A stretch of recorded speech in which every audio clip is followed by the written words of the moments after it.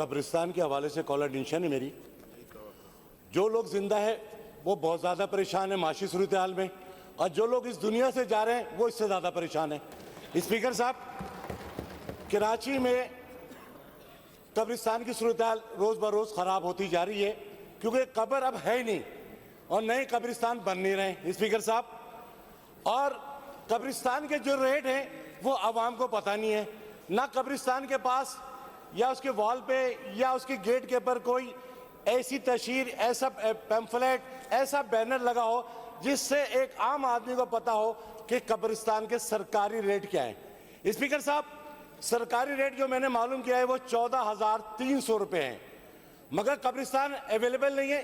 सखी हसन कब्रिस्तान की मैं बात करूं तो स्पीकर साहब, डिप्टी स्पीकर साहब, वहां पे जो गोरकन है या जो एम्प्लॉई हैं, सरकारी एम्प्लॉई हैं, वो 5 डिप्यूट हैं और वहाँ पेटी ठेकेदार बैठे हुए जगह जगह पोषण के ऊपर, और वहाँ जैसा लोग फंसते हैं वैसे पैसे ले रहे हैं, मनमानी है।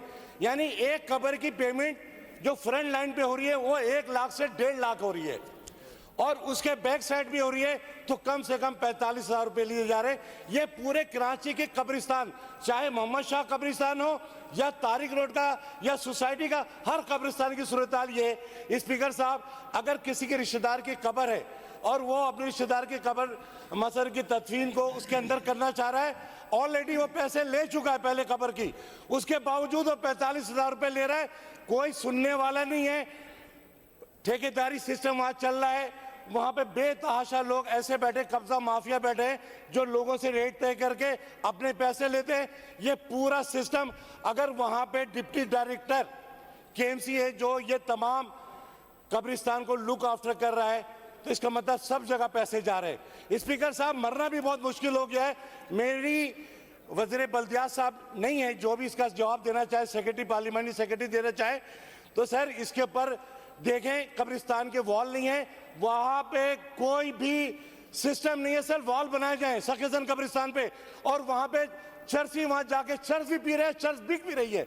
तो मेरी मोहतवाना गुजारिश है कि कराची के लोग बहुत परेशान हैं।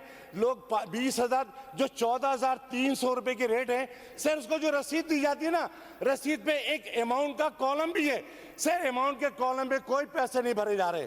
तो आखिर कौन देख रहा है, कौन चला रहा है? पट्टे पे चल रहा है सर। लोग माशी तौर पे परेशान है सर, तदफीन का अमल भी बहुत मुश्किल हो रहा है। कब्रिस्तान की जमीन अलॉट की जाए, नए कब्रिस्तान बनाए जाए ताकि लोग उसके अंदर, तो सर ये प्रॉपर वे में इसका जवाब आना चाहिए। आवाम बहुत परेशान है, और रेट भी जो है, सरकारी रेट जो है उसको भी मैं समझता हूँ कि वजीर साहब जवाब दे सरकारी रेट का है। बहुत शुक्रिया जी, तशरीफ रखिए जी। कासिम सुमरो साहब। Thank you sir. बड़ा प्रेसिंग इशू है जो ऑनरेबल मेंबर साहब ने रेज़ किया है, और यकीनन कराची के साथ ये मसला है कि हमारे पास वो अब जो पुराने वक्तों में जिस तरह से केएमसी के पास जो ग्रेवयार्ड्स की लैंड थी, अब वो उसके अलावा ज़ाहिर है वक्त के साथ आबादी बढ़ी है तो ज़रूरियात भी बढ़ी हैं। तो कुछ अभी रिसेंट एक्टिविटी में हुआ है तो गवर्नमेंट ऑफ सिंध ने कैबिनेट में एक चीज़ मूव किया है कि जी हम फर्दर लैंड जो है वो एक्वायर करेंगे और ग्रेवयार्ड्स के लिए।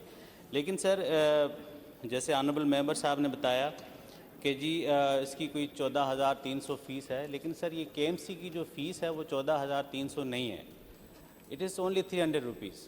जो रिमेनिंग 40,000 रुपीज़ जो हैं वो हैं उस वो जो गोरखन वहाँ काम करता है, वो खुदाई से लेकर उस ग्रेव की जो फर्दर कंस्ट्रक्शन जो होती है, पक्का जो बनाते हैं, ब्रिक्स के साथ बनाते हैं, ऊपर स्लैब डालते हैं, उन तमाम की वो जो कास्ट चार्ज करता है वो 14,000 रुपीज़ है।